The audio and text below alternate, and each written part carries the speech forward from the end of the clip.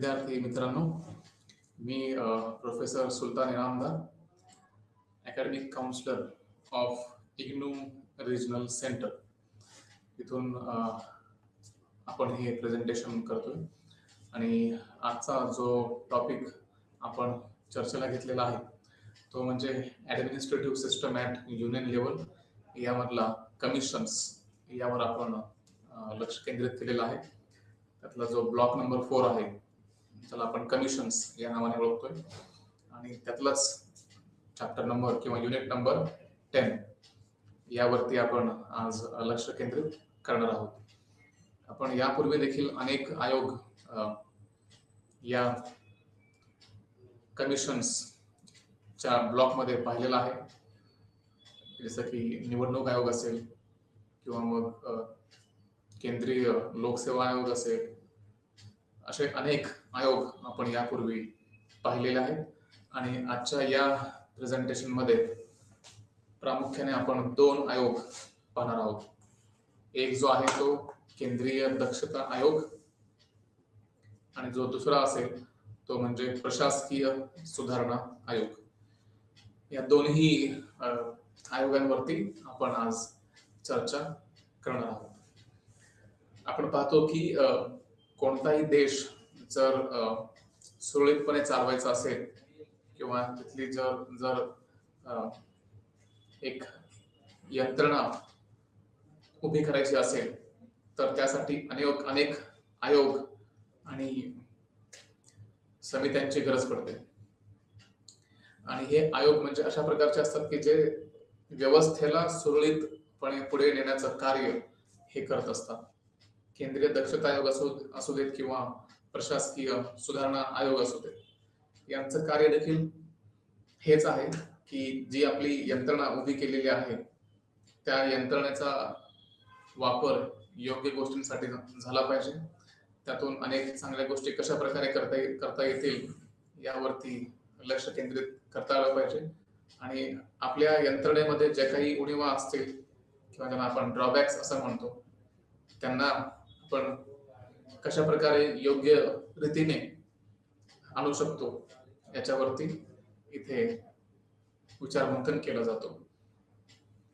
आता आपण जेव्हा केंद्रीय लोकसेवा आयोगाबद्दल बोलतो त्यावेळेस याचं जे कार्य आहे ते व्यवस्थेमध्ये लोकांना कशा प्रकारे आपण प्रवेश देऊ शकतो किंवा जे ज्याला आपण कर्मचारी वर्ग असं म्हणतो, तर हे कर्मचारी वर्ग कशा प्रकारे चांगल्या पद्धतीने देशाच्या हितासाठी आपलं योगदान देऊ शकतो आणि कोणते लोक किंवा कोणता व्यक्ती योग्य आहे या पदासाठी त्याचा देखील आढावा इथे घेतला जातो. म्हणजे संपूर्ण देश चालवण्यासाठी जे प्रशासन लागतं त्या प्रशासनाची जी बळकटीकरणाची प्रक्रिया असते ते इथे या आयोगाच्या मार्फत पार पाडले जाते. आणि त्यांचे जे कार्य आहेत ते प्रत्येक आयोगाला विभागून दिलेले आहेत आणि त्यानुसार प्रत्येक आयोग पूर्ण क्षमतेने आपलं कार्य हे पार पाडत असतो. त्यातलंच एक म्हणजे केंद्रीय दक्षता आयोग. आपण या आयोगाची चर्चा सुरुवातीला करूया. जेव्हा आपण केंद्रीय दक्षता आयोगाबद्दल बोलतो त्यावेळेस हा दक्षता आयोग आपल्या संपूर्ण समाजावरती एक प्रकारे लक्ष ठेवून असतो असं आपण म्हणू शकतो.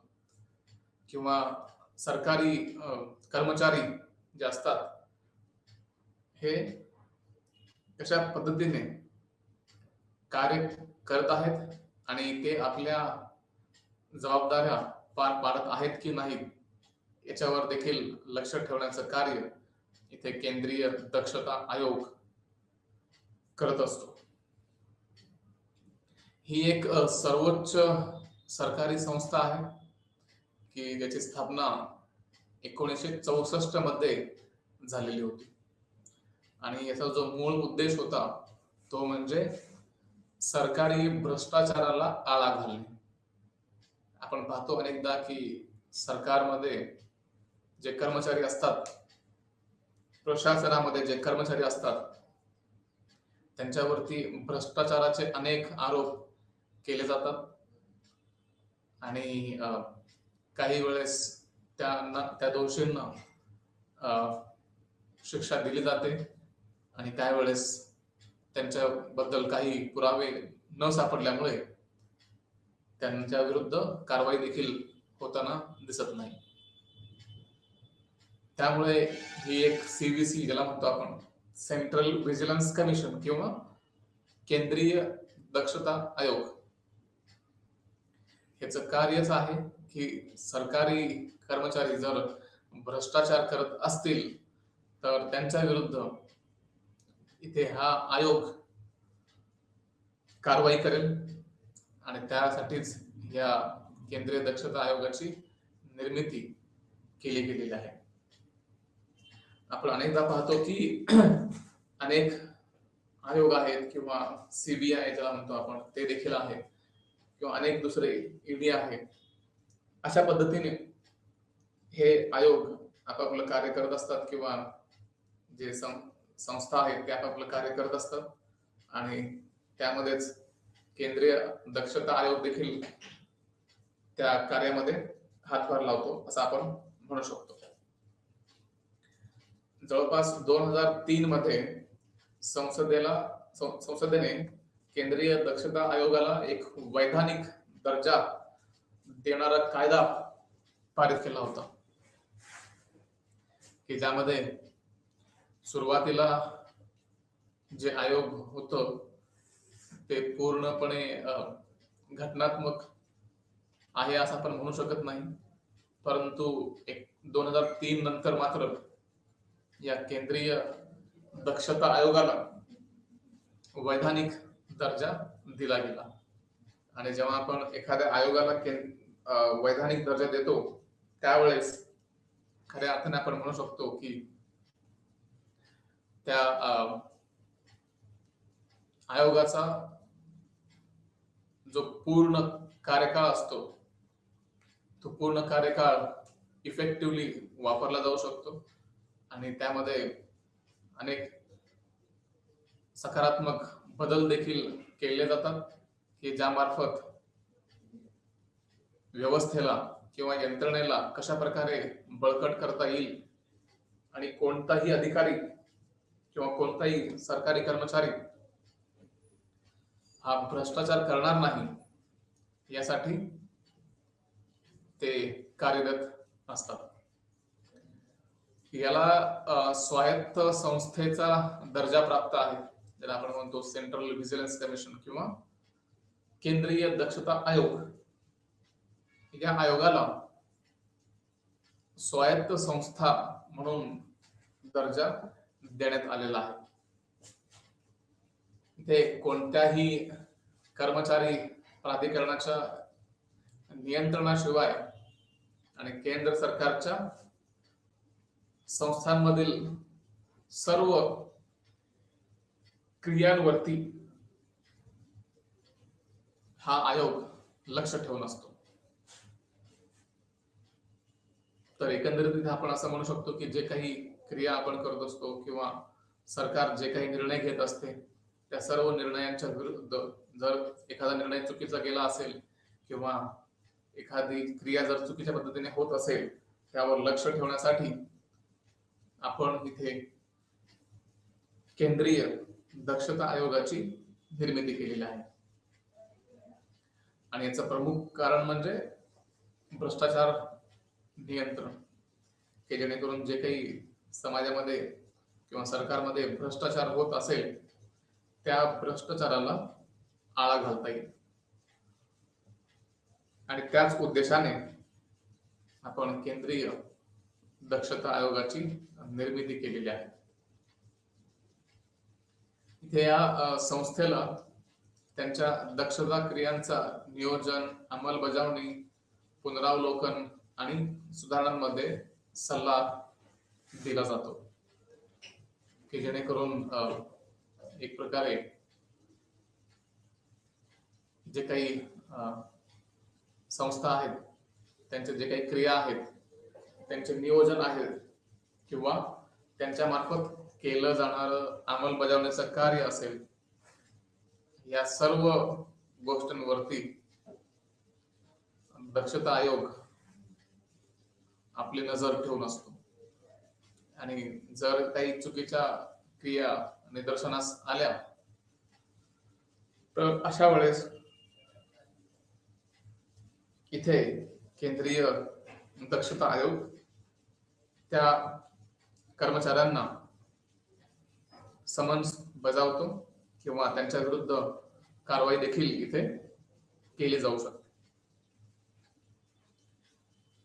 आणि जवळपास 11 फेब्रुवारी 1964 या दिवशी भारत सरकारच्या ठरावाद्वारे श्री संथानम यांच्या अध्यक्षतेखाली भ्रष्टाचार प्रतिबंधक समितीच्या शिफारसीनुसार त्याची स्थापना करण्यात आलेली आहे. 1964 मध्ये आपण इथे या आयोगाची स्थापना केलेली आहे आणि जे समिती नेमली गेली होती त्याला आपण संथानम समिती असं देखील म्हणतो. तर इथून एकंदरीत हे कार्य पूर्ण केलं गेलं आणि 1964 मध्ये या आयोगाची स्थापना केली गेली. दक्षता आयोगाचा वार्षिक अहवाल केवळ त्याद्वारे केलेल्या कामाचा तपशीलच देत नाही तर व्यवस्थेतील बिघाडही समोर आणतो. म्हणजे आपण अनेकदा पाहतो की व्यवस्था जेव्हा चालवली जाते त्यावेळेस त्यामध्ये अनेक बिघाड आपल्या समोर निदर्शनास येतात आणि ते निदर्शनास आणण्याचं कार्य दक्षता आयोग करत असतो.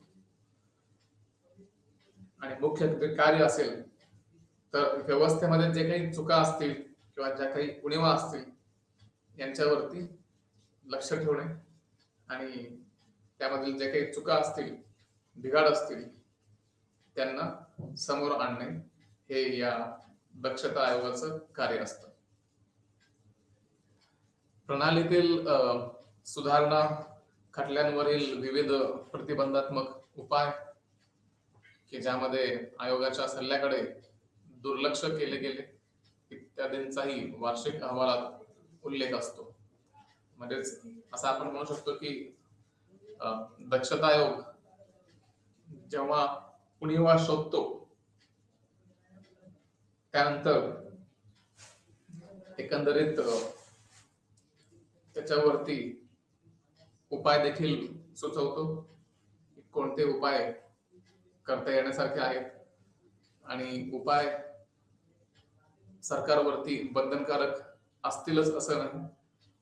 सरकार जर समर्थ असेल आणि बदल स्वीकारण्यास तयार असेल तर अशा अवस्थेमध्ये सरकार तो आयोगाचा अहवाल स्वीकारतो. त्यासोबतच जे काही सकारात्मक बदल असतील ते सकारात्मक बदल देखील सरकारमार्फत इथे अंमलबजावणीला घेतले जातात. आणि काही बदल असेही असतात की जे सरकारला कदाचित झेपणारे नसतात किंवा खर्च हा जास्त जर दिसत असेल तर मग अशा वेळेस देखील त्या निर्णयाची अंमलबजावणी काही काळासाठी पुढे ढकलण्यात येते.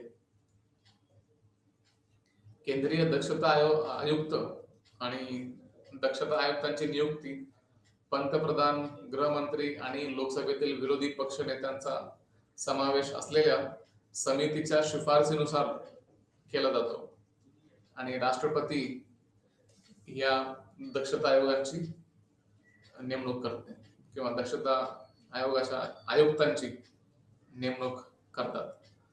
राष्ट्रपतींना सल्ला देण्यासाठी पंतप्रधान हे या समितीमध्ये असतात आणि ते त्या समितीचा अध्यक्ष म्हणून कार्य पाहतात. त्यासोबतच गृहमंत्री देखील असतात जे की या समितीचे ते सदस्य म्हणून कार्य करतील आणि लोकसभेतील विरोधी पक्ष नेता जो असतो तो देखील आपली भूमिका मांडतो आणि एकंदरीत या समितीमार्फत जे नाव राष्ट्रपतींकडे पाठवलं जातं त्या व्यक्तीला राष्ट्रपती केंद्रीय दक्षता आयुक्त म्हणून आणि दक्षता आयुक्त म्हणून कार्य पाहण्यासाठी नियुक्त करतात.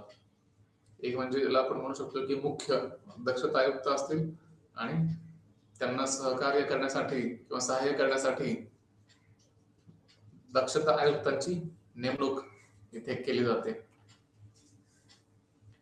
हे सेंट्रल व्हिजिलन्स कमिशनचे नेतृत्व केंद्रीय दक्षता आयुक्त करतात, की ज्यांना 2 दक्षता आयुक्त मदत करत असतात. तर एकंदरीत इथे केंद्रीय दक्षता आयुक्त जे आहेत हे नेतृत्वाची भूमिका बजावत असतात आणि त्यांना सहाय्य करण्यासाठी 2 दक्षता आयुक्त हे उपलब्ध करून दिले जातात. हे चीफ व्हिजिलन्स कमिशनचे स्वतःचे सचिवालय, मुख्य तांत्रिक परीक्षक, विंग ज्याला म्हणतो आपण एक प्रकारे की सीपी आणि विभागीय चौकशी यासाठी आयुक्तांची एक शाखा असते. सचिवालयात भारत सरकारचे अतिरिक्त सचिव दर्जाचे अधिकारी, भारत सरकारचे संयुक्त सचिव दर्जाचे 1 अधिकारी, संचालक उपसचिव दर्जाचे 10 अधिकारी, 4 अवर सचिव आणि कार्यालयीन कर्मचारी यांचा या आयोगामध्ये समावेश होतो. म्हणजे भारत सरकारमध्ये जे अतिरिक्त सचिव म्हणून कार्य पाहत असतात ते या दक्षता आयोगामध्ये आपलं योगदान देतात. त्यासोबतच भारत सरकारचे संयुक्त सचिव हे देखील त्यामध्ये सामील असतात. त्यानंतर संचालक किंवा उपसचिव दर्जाचे 10 अधिकारी यामध्ये सहभागी असतात. 4 अवर सचिव देखील असतात आणि कार्यालयीन कर्मचारी यांचा या सर्वांचा इथे समावेश होतो. इथे मुख्य तांत्रिक परीक्षकांची संघटना सीव्हीसी ची शाखा बनवते आणि त्यात सहाय्य अभियांत्रिकी कर्मचाऱ्यांसह मुख्य अभियंता दर्जाचे 2 अभियंते देखील यामध्ये नियुक्त केले जातात. आता आपण पाहूयात की सीव्हीसी म्हणजे चीफ व्हिजिलन्स कमिशनचे कार्य कोणते असतात. सर्वप्रथम सरकारी संस्थांच्या बांधकाम कामाचे तांत्रिक लेखापरीक्षण या सीव्हीसी मार्फत केलं जातं. जे काही कन्स्ट्रक्शनचं कार्य चालतं किंवा ज्याला आपण PWD असं देखील म्हणतो, पब्लिक वर्क्स डिपार्टमेंट, की ज्यामध्ये सरकारी बांधकाम जे असेल ते कोणत्याही प्रकारचं बांधकाम असू शकतं. त्यामध्ये कोणत्याही प्रकारचं भ्रष्टाचार होत नाही ना हे पाहण्याचं कार्य इथे चीफ सेंट्रल व्हिजिलन्स कमिशन हे करत असतो. बांधकाम कामाशी संबंधित तक्रारींच्या विशिष्ट प्रकरणांची चौकशी करणे देखील यांचं कार्य असतं. जर एखादी बाब समोर आली असेल किंवा तक्रार समोर आली असेल तर त्यांची चौकशी करणं देखील क्रमप्राप्त ठरतं. तांत्रिक बाबींचा समावेश असलेल्या तपासात आणि दिल्लीतील मालमत्तेचे मूल्यांकन करण्यासाठी CBI ला मदत केली जाते. म्हणजे CBI ची मदत इथे एका अर्थाने केली जाते की जेणेकरून CBI आपलं जे तपास कार्य असेल ते जास्त प्रखर पद्धतीने आणि जास्त इफेक्टिव्ह पद्धतीने करू शकेल हे देखील इथं पाहिलं जातं. यामध्ये तांत्रिक बाबींचा समावेश असलेल्या दक्षता प्रकरणामध्ये आयोग आणि मुख्य दक्षता अधिकाऱ्यांना सहाय्य केलं जातं. तर तांत्रिक बाबींचा समावेश असतो इथे आणि अशा अधिकाऱ्यांचा देखील इथे योगदान महत्वाचं ठरतं. त्यामध्ये नेमकी भूमिका जी आहे दक्षता आयोगाची, तर ही एक पूर्णपणे तपास यंत्रणा आहे असं आपण म्हणू शकत नाही, कारण त्यावर काही मर्यादा देखील असतात. शासनाच्या नागरी कामांची तपासणी करणे हेच याद्वारे केले जातं. म्हणजे जे काही नागरी किंवा सिव्हिलाइज्ड वर्क्स ज्याला म्हणतो आपण, सिव्हिल वर्क्स, यांची तपासणी केली जाते आणि याद्वारे एकंदरीत सर्व कार्यांची इथे पाहणी केली जाते. सेंट्रल व्हिजिलन्स कमिशन भ्रष्ट सरकारी अधिकाऱ्यांची यादी देखील प्रसिद्ध करत आहे, ज्यांच्या विरोधात दंडात्मक कारवाईची शिफारस केली आहे. जे कोणी भ्रष्ट व्यक्ती असेल किंवा भ्रष्ट अधिकारी असेल, त्यांच्या विरुद्ध दंडात्मक कारवाईची शिफारस इथे केली जाते. भ्रष्टाचाराच्या आरोपात सरकारी अधिकाऱ्यांच्या विरुद्ध चौकशीसाठी सरकारची परवानगी आवश्यक आहे. जेव्हा आपण एखाद्या कर्मचाऱ्याची चौकशी करण्यासाठी पुढाकार घेतो, त्यावेळेस सरकारच्या त्या विभागाची परवानगी घेणं गरजेचं असतं. आणि जर ती परवानगी मिळाली नाही तर चौकशी करणं आयोगासाठी अवघड ठरतं. आणि त्यामुळे एखाद्या व्यक्तीचं नाव असेल आणि तो ज्या विभागातून असेल, त्या विभागाचे जे अध्यक्ष असतील किंवा जे चेअरमन असतील, त्यांची परवानगी घेणं गरजेचं असतं. इथे सेंट्रल व्हिजिलन्स कमिशन प्रकरणांची यादी प्रकाशित करते, जिथे परवानग्या अद्याप प्रलंबित आहेत आणि त्यापैकी काही एका वर्षापेक्षा अधिक काळ लोटून गेलेला आहे, तरी सुद्धा अजून परवानगी मिळालेली नाही असं पाहायला मिळतं. की ज्यामध्ये एखाद्या अधिकाऱ्याची चौकशी करायची आहे, परंतु त्या विभागाची परवानगी सेंट्रल व्हिजिलन्स कमिशनला मिळालेली नाही. असे अनेक उदाहरणं भारतामध्ये पाहायला मिळालेले आहेत. किंवा मग अनेकदा ते प्रकरण प्रलंबित ठेवली जातात. जवळपास 1998च्या अध्यादेशाने सेंट्रल व्हिजिलन्स कमिशनला वैधानिक दर्जा बहाल केला आणि दिल्ली विशेष पोलीस आस्थापनाच्या कामकाजावर देखरेख ठेवण्याचे अधिकार बहाल केले गेले.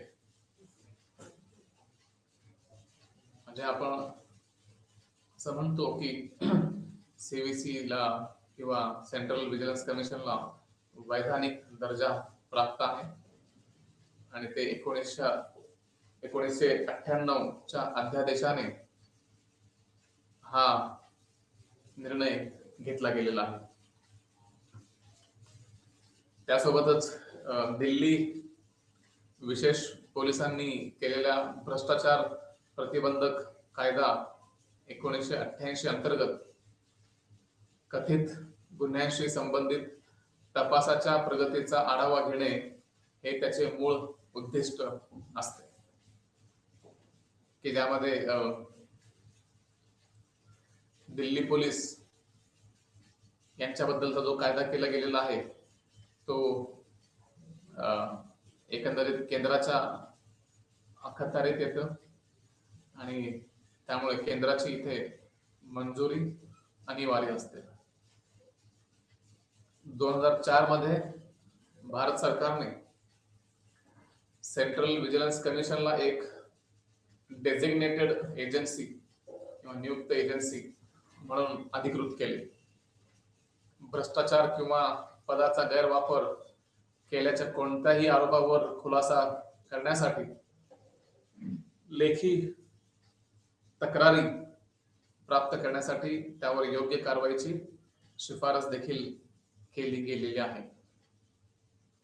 आणि हा आयोग आपला अहवाल भारताच्या राष्ट्रपतींना सादर करतो की जेणेकरून वर्षभरामध्ये किंवा मागील कार्यकाळामध्ये कोणकोणते महत्वाचे निर्णय घेतले गेलेले आहेत किंवा प्रशासनावरती कशा प्रकारे लक्ष ठेवलेलं आहे याच्याबद्दलची माहिती इथे राष्ट्रपतींना केंद्रीय दक्षता आयोग हे देत असतं.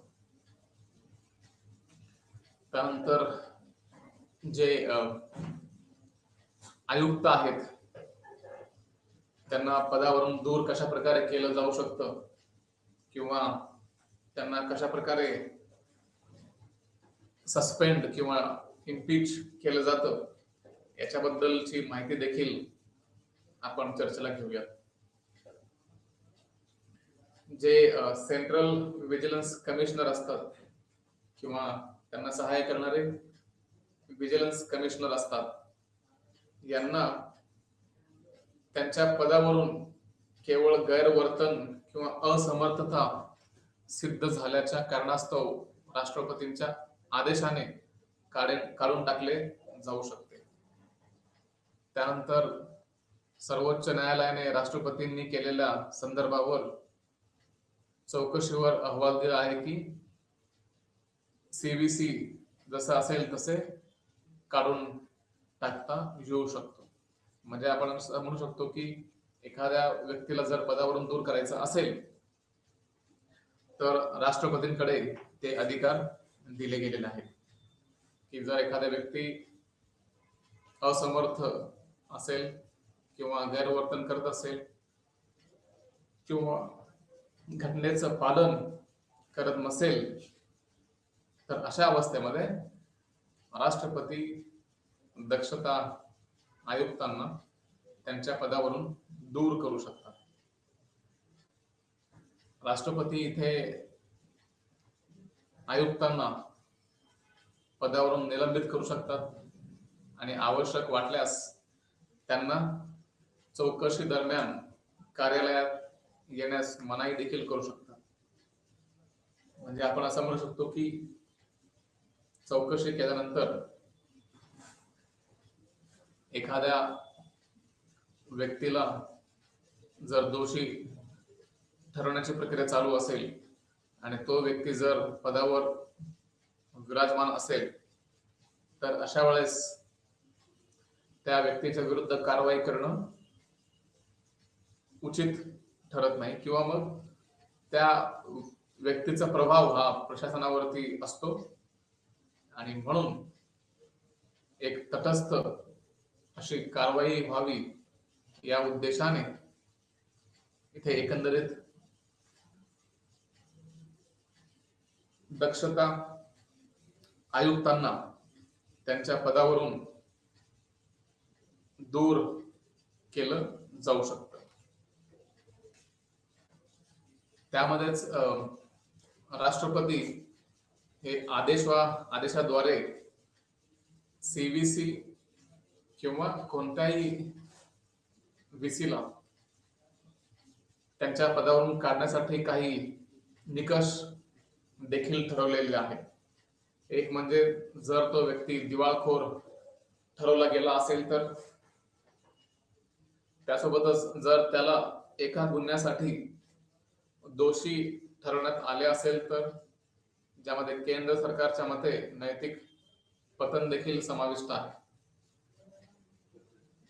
जर तो त्याच्या पदाच्या कार्यकाळात त्याच्या कार्यालयाच्या कर्तव्याबाहेरील कोणत्याही पगाराच्या नोकरीत गुंतला असेल तर, किंवा ज्याला म्हणतो आपण की एखादा व्यक्ती आयुक्त म्हणून देखील कार्य करत आहे आणि एखाद्या दुसऱ्या ठिकाणाहून देखील तो वित्ताची कमाई करत असेल तर अशा अवस्थेमध्ये सुद्धा किंवा ज्याला आपण म्हणतो ऑफिस ऑफ प्रॉफिट, की ज्यामधून त्या व्यक्तीला नफा मिळत असेल, तर अशा प्रत्येक कार्यात इथे दक्षता आयोगावरती किंवा जे दक्षता आयोगाचे जे आयुक्त आहेत त्यांच्यावरती कारवाई केली जाऊ शकते. त्यासोबतच राष्ट्रपतींच्या मते तो मनाच्या किंवा शरीराच्या दुर्बलतेमुळे देखील पदावर राहण्यास अयोग्य ठरवला जाऊ शकतो. म्हणजे एखाद्या व्यक्तीला जर अयोग्य म्हणून ठरवायचं असेल किंवा जर तो व्यक्ती शरीराच्या किंवा मानसिक दुर्बलतेने जर ग्रसित असेल, तर अशा व्यक्तीला राष्ट्रपती पदावरून दूर करू शकतात. त्यामध्येच सेंट्रल व्हिजिलन्स कमिशनर आणि व्हिजिलन्स कमिशनर या नात्याने त्याच्या कार्यांवर पूर्वग्रह दूषित परिणाम होण्याची शक्यता असते.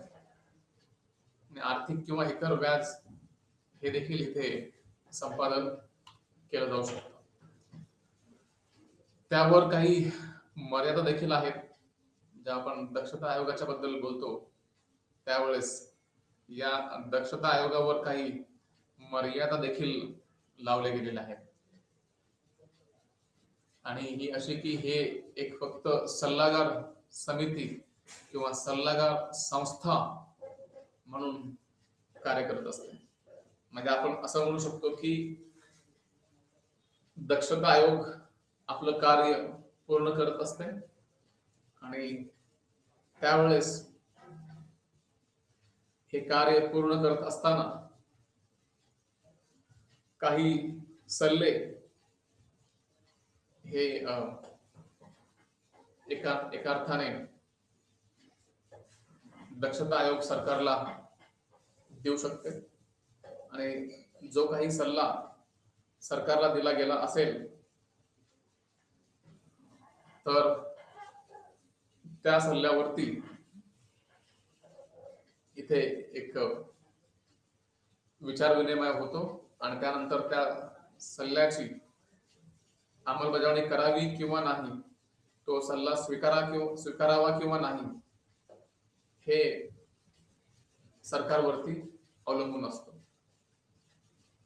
तर सरकार एका अर्थाने इथे आपलं कार्य पार पाडत असते. दक्षता आयोग आपलं कार्य पार पाडत असतो आणि त्यामधूनच सरकार सल्ला स्वीकारावा किंवा नाही हे सरकारच्या त्या विभागावरती अवलंबून असतं. आणि त्यामुळे दक्षता आयोगाने दिलेले जे काही निर्णय आहेत किंवा जो काही सल्ला आहे तो स्वीकारावा किंवा नाही हे ठरवण्याचा अधिकार सरकारकडे असतात. केंद्र सरकारच्या विभागांना त्यांच्या सल्ल्याची आवश्यकता असू शकते किंवा नसू पण शकते. काही वेळेस दक्षता आयोग हे आपलं कार्य पार पाडत असतात आणि त्यामध्ये दोन्ही शक्यता पडताळून पाहता येतात.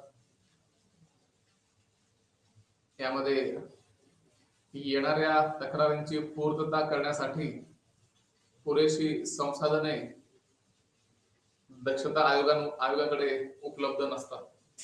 अनेकदा आपण पाहतो की जे सरकारी कर्मचाऱ्यांची आवश्यकता असते किंवा जे आर्थिक सहाय्याची गरज असते ती अनेकदा दक्षता आयोगाला प्राप्त होत नाही. आणि त्या कारणामुळेच इथे एका अर्थाने आपण म्हणू शकतो की दक्षता आयोगाच्याकडे पूर्णपणे संसाधन उपलब्ध होत नाही. संयुक्त सचिव आणि त्याहून अधिक स्तरावरील कोणत्याही अधिकाऱ्याविरुद्ध चौकशी सुरू करू शकत नाही. त्यासाठी संबंधित विभागाने परवानगी देणे आवश्यक असते. जोपर्यंत त्या विभागाची मंजुरी मिळत नाही तोपर्यंत कोणताही ऍक्शन किंवा कोणताही निर्णय त्या अधिकाऱ्यांच्या विरुद्ध देता येऊ शकत नाही. आणि जरी कारवाई करायची असेल किंवा कारवाईची सुरुवात जरी करायची असेल तर अशा अवस्थेमध्ये दक्षता आयोग त्या संबंधित विभागाची परवानगी घेईल आणि त्यानंतरच त्यावर एखादा निर्णय घेतला जाऊ शकतो. तर फौजदारी खटले नोंदवण्याचे अधिकार या आयोगाला दिले गेलेले नाही. हे केवळ दक्षता किंवा शिस्तभंगाच्या प्रकरणांना सामोरे जाऊ शकते. म्हणजे एका अर्थाने इथे दक्षता आयोगाचे काही अधिकार जे आहेत त्यांच्यावरती मर्यादा घालण्यात आलेली आहे. त्यासोबतच सीबीआय वर त्याचे पर्यवेक्षी अधिकार आहेत. मात्र सीबीआय कडून कोणती फाईल मागवण्याचा किंवा सीबीआयला कोणत्याही प्रकरणाचा विशिष्ट पद्धतीने तपास करण्याचे निर्देश देण्याचा अधिकार इथे दक्षता आयोगाला दिला गेलेला नाही. म्हणजे एकंदरीत आपण असं म्हणू शकतो की जे काही सरकारी संस्था आहेत किंवा सीबीआय असेल यांच्यावरती कोणत्याही पद्धतीने सरकारचा हस्तक्षेप असू नये यासाठी हे कार्य पार पाडलं जातं. सीबीआय हे कार्मिक आणि प्रशिक्षण विभाग प्रशासकीय नियंत्रणाखाली असतो. याचा अर्थ सीबीआय अधिकाऱ्यांची नियुक्ती, बदली आणि निलंबन करण्याचे अधिकार हे कार्मिक आणि प्रशिक्षण विभागाकडे असतात. त्यासोबतच सेंट्रल व्हिजिलन्स कमिशनर आणि व्हिजिलन्स कमिशनर निवडण्यासाठी पुढे विरोधी पक्षाचा नेता, लोकसभेतील जो नेता असेल तो समितीचा सदस्य असला तरीही सीबीसी वरील नियुक्त्या अप्रत्यक्षपणे केंद्र सरकारच्या नियंत्रणाखाली होत असतात. असं आपण म्हणू शकतो की जे काही नियुक्त्या इथे होत असतात त्यातील बहुतांश नियुक्त्या हे अप्रत्यक्षपणे केंद्र सरकार करत असते.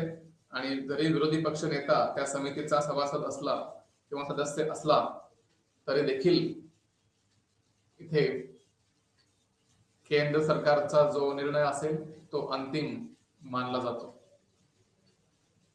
आणि त्यामुळे वरील प्रकरणावरून असे दिसते की सीव्हीसी किंवा सेंट्रल व्हिजिलन्स कमिशन अपेक्षेप्रमाणे स्वतंत्र आणि स्वायत्त मात्र नाही. जी अपेक्षा असते की हे दक्षता आयोग असेल किंवा कोणताही अन्य आयोग असेल याच्यामध्ये सरकारी हस्तक्षेप असता कामा नये यासाठी अनेक आयोग नेमले गेलेले आहेत. परंतु इथे असं पाहायला मिळतं की दक्षता आयोग जो आहे हे एकंदरीत सरकारचा हस्तक्षेप या आयोगामध्ये असल्याचं पाहायला मिळतं. यानंतर जो भाग आहे किंवा जे आपण गोष्ट चर्चेला घेणार आहोत ती म्हणजे प्रशासकीय सुधारणा, ज्याला आपण ARC असं देखील म्हणतो, administrative reforms commission in India. तर त्याला आपण भारतातील प्रशासकीय सुधारणा असं देखील संबोधतो. ऑक्सफर्ड इंग्लिश डिक्शनरीनुसार रिफॉर्म्स किंवा सुधारणा याची व्याख्या दिली गेलेली आहे. त्याचा अधिक चांगल्या स्वरूपात सुधारणा या शब्दाचा वापर केला जातो किंवा व्यवस्था आणि रचना आणि पूर्वीच्या दोष किंवा अपूर्णतेपासून मुक्त होण्यासाठी अशा अर्थाने हा शब्द वापरला जातो. म्हणजे आपण जेव्हा रिफॉर्म्स बद्दल बोलतो त्यावेळेस रिफॉर्म्स किंवा सुधारणा हे पूर्वीच्या दोषांपासून मुक्त होण्यासाठी तयार केली गेलेली संकल्पना, की जेणेकरून जे काही पूर्वग्रह होते किंवा ज्या काही चुकीच्या गोष्टी होत्या त्यांना आळा घालता येईल आणि जे काही चुकीच्या गोष्टी चालत आलेल्या आहेत त्यांना थांबवता येईल आणि त्यानंतर जी योग्य कारवाईची गरज असेल ती कारवाई देखील इथे केली जाऊ शकते. मध्येच जेव्हा आपण सुधारणांच्या बद्दल बोलतो, सुधारणा म्हणजे एक प्रकारचा सकारात्मक बदल असं आपण म्हणू शकतो. जो काही बदल अपेक्षित आहे तो सकारात्मक बदल असावा अशी अपेक्षा इथे असते. प्रशासकीय सुधारणा हा शब्द कार्यकारी यंत्रणेच्या कामकाजातील सुधारणांना लागू होतो. जेव्हा आपण प्रशासकीय सुधारणा असं म्हणतो तर प्रशासन जे चालत असतं ते कशा प्रकारे आपण अधिक सक्षमपणे चालू शकतो याच्यावर देखील इथे भाष्य केलं जातं. भारतासारख्या देशांमध्ये प्रशासकीय सुधारणांचा मुख्य उद्देश प्रशासकीय संस्थांमध्ये सुधारणा करणे हा आहे, की जेणेकरून ते सार्वजनिक धोरणे प्रभावी आणि जबाबदारी रीतीने अंमलात आणू शकतील, ज्यामुळे एक प्रभावी शासन निर्माण होऊ शकेल. तर एकंदरीत प्रशासकीय सुधारणांचा जो मुख्य उद्देश असेल तो प्रशासकीय संस्थांमधील सुधारणा करणे हा आहे, की जेणेकरून ते सार्वजनिक धोरण प्रभावी आणि जबाबदार रीतीने अंमलात आणू शकतील. तर एकंदरीत अशा प्रकारे सुधारणा या शब्दाचा आपण पाहिलेला आहे. त्यानंतर सार्वजनिक व्यवहारांचे व्यवस्थापन करताना राज्य हे संस्थांना भेडसावणाऱ्या नवीन आव्हानांना सुधारणा हा स्पष्ट प्रतिसाद असतो. आपण अनेकदा पाहतो की सार्वजनिक व्यवहारांचे व्यवस्थापन करत असताना राज्य आणि संस्थांना भेडसावणाऱ्या नवीन नवीन आव्हानं आपल्या समोर येत असतात आणि त्याच्यावरती उपाय काढणं गरजेचं असतं. तर अशा बदलत्या काळात प्रशासकीय क्षमता वाढवण्यावर भर देण्याचा इथे प्रयत्न असतो. मुळात इथे आपण असं म्हणू शकतो की जे काही प्रशासन चाललेलं आहे त्याला आपण कशा प्रकारे योग्य रीतीने हाताळू शकतो किंवा कशा प्रकारे आपण चांगल्या मार्गावरती घेऊन जाऊ शकतो त्याचा इथे विचार होत असतो. भारतामध्ये जेव्हा LPG मॉडेल आणलं गेलं, ज्याला आपण लिबरलायझेशन, प्रायव्हेटायझेशन अँड ग्लोबलायझेशन असं म्हणतो, तर हे आणण्यासाठी देखील प्रशासकीय सुधारणाची गरज पडली होती, ज्याला आपण ऍडमिनिस्ट्रेटिव्ह चेंजेस असं म्हणतो, की जे समाज असेल त्या समाजामध्ये किंवा जी सरकारी रचना आहे त्या सरकारी रचनेमध्ये बदल इथे केला गेला होता. तर इथे एकंदरीत सरकार सुधारणांना जागा उपलब्ध करून देत असते, की जेणेकरून जे काही जागा उपलब्ध असेल तिथे योग्य मार्गाने बदल हा केला जाऊ शकतो. तर हे जे मॉडेल आहे लिबरलायझेशन, प्रायव्हेटायझेशन अँड ग्लोबलायझेशन, याचा मूळ उद्देशच हा असेल की कशा प्रकारे आपण इथे सार्वजनिक क्षेत्राला नवीन प्रतिमानास अनुरूप प्रक्रिया आणि कार्यपद्धती कार्यान्वित करू शकतो. तर यासाठीच ही सर्व गोष्ट चाललेली असते आणि एकंदरीत यातून मग असं पाहायला मिळतं की जेव्हा जेव्हा बदलाची आवश्यकता असेल त्यावेळेस हे सर्व बदल इथे प्रशासनामध्ये केले जातील. 1947 मध्ये भारत स्वतंत्र झाला तेव्हा एकीकडे फाळणी होती, फाळणीची गोष्ट होती, दुसरीकडे निर्वासित हे देखील होते. त्यानंतर मोठ्या संख्येने प्रशासकीय कर्मचाऱ्यांची निवृत्ती, संस्थानांच्या एकत्रीकरणाची समस्या आणि गरिबी या प्रमुख समस्यांना तोंड द्यावे लागले होते. म्हणजे आपण असं म्हणू शकतो की भारतामध्ये जेव्हा स्वातंत्र्य मिळालं त्यानंतर भारताकडे अनेक समस्या होत्या. सर्व समस्यांना तोंड देणं गरजेचं होतं. एका बाजूला भारताची फाळणी झाली होती, त्यामध्ये अनेक निर्वासित लोकांची समस्या उद्भवल्या होत्या आणि अशा अनेक समस्या भारताने त्यावेळेस पाहिलेला आहे. आणि दुसरीकडे नवीन सरकारने सामाजिक आर्थिक विकासाद्वारे कल्याणकारी राज्याची विचारसरणी स्वीकारली, की ज्यामुळे मोठ्या प्रमाणात वाढ झाली आणि आर्थिक वित्तपुरवठा करण्याची मागणी देखील झाली.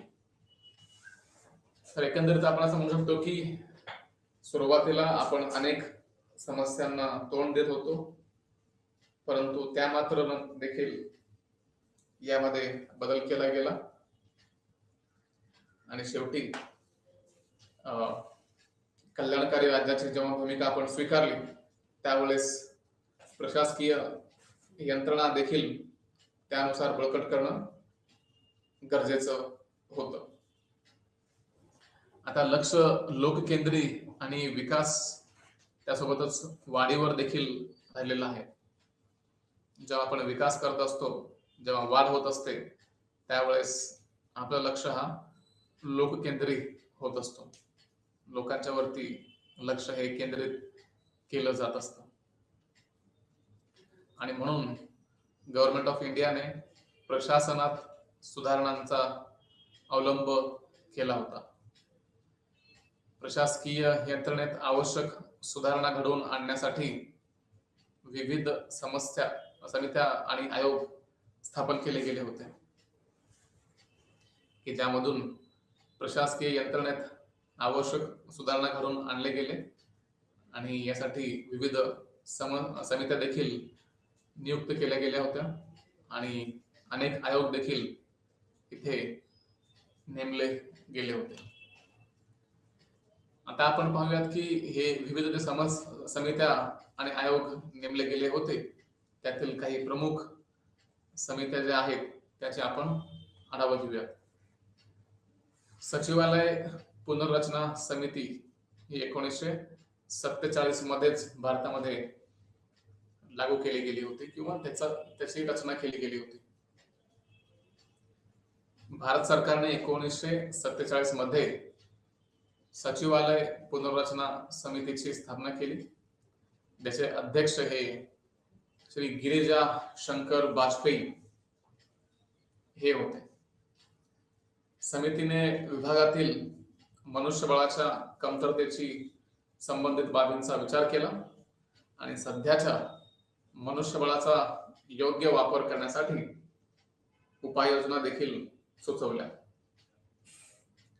की जेणेकरून जे काही मनुष्यबळ सध्या उपलब्ध आहे त्याचा योग्य असा वापर इथे केला जाऊ शकेल. तसेच केंद्रीय सचिवालयातील विभागांच्या कार्यपद्धतीत सुधारणा करण्यासाठी उपाययोजना राबवण्याची सूचना केली गेली. जसे की आपण पाहतो केंद्रीय सचिवालयातील विभागांच्या कार्यपद्धतीत अनेक सुधारणा करण्याची आवश्यकता भासते आणि त्यावेळेस आपण इथे सचिवालय पुनर्रचनेची समिती 1947 मध्ये आणलेली होती.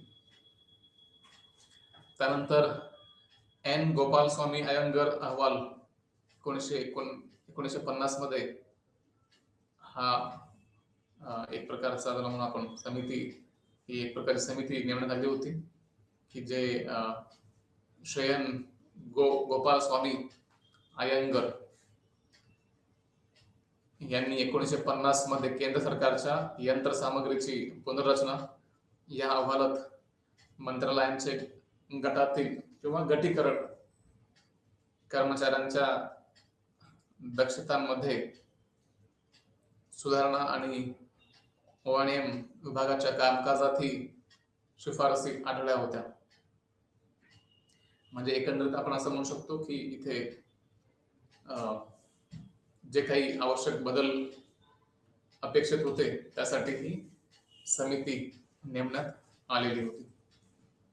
त्यासोबतच AD गोरवाला समिती ही 1951 मध्ये स्थापन केलेली होती की ज्यामध्ये श्री AD गोरवाला यांनी सार्वजनिक उपक्रमांच्या कार्यक्षम वर्तनाशी संबंधित 2 अहवाल नियोजन आयोगाला सादर केले होते. आज आपण पाहतो की नियोजन आयोग अस्तित्वात नाही, तर त्याऐवजी नीती आयोग किंवा नीती कमिशन, ज्याला आपण national institute for transforming India असं देखील म्हणतो, पण त्याच्या अगदी 1951च्या काळात सार्वजनिक उपक्रमांच्या कार्यक्षम वर्तनाशी संबंधित 2 अहवाल नियोजन आयोगाला त्यावेळेस सादर केले गेले. सार्वजनिक उपक्रमांच्या कामकाजात ONM लागू करण्याची, कार्यक्षमता वाढवण्याची, त्यासोबतच नागरी सेवांमध्ये कठोर शिस्त सुनिश्चित करणे आणि राजकीय नेते आणि प्रशासक यांच्यातील अनुकूल संबंधांना प्रोत्साहन देण्याची शिफारस या अहवालात करण्यात आली होती, ज्याला आपण HD गोरवाला समिती असं म्हणतो. त्यानंतर ॲपलबाय अहवाल 1953 आणि 56 पर्यंत असा विचार झाला. भारत सरकारने अमेरिकन तज्ञ श्री पॉल यांनी आमंत्रित केले. ॲपलबाय यांनी भारतीय प्रशासनात सुधारणा करण्यासाठी ॲपलबायने 2 अहवाल सादर केले. भारतातील सार्वजनिक प्रशासन सर्वेक्षणाचा कायदा 1953 हा त्यांचा पहिला अहवाल प्रशासकीय पुनर्रचना आणि पद्धतीवर आधारित होता. सरकारच्या औद्योगिक आणि व्यावसायिक उपक्रमांच्या किंवा प्रशासनाच्या विशेष संदर्भात भारताच्या प्रशासकीय व्यवस्थेचे पुनर्परीक्षण 1956 हा त्यांचा दुसरा अहवाल सरकारी क्रमामध्ये BPR आणण्याशी संबंधित होता. तर हे 2 अहवाल देखील इथे भारतामध्ये आणले गेले होते.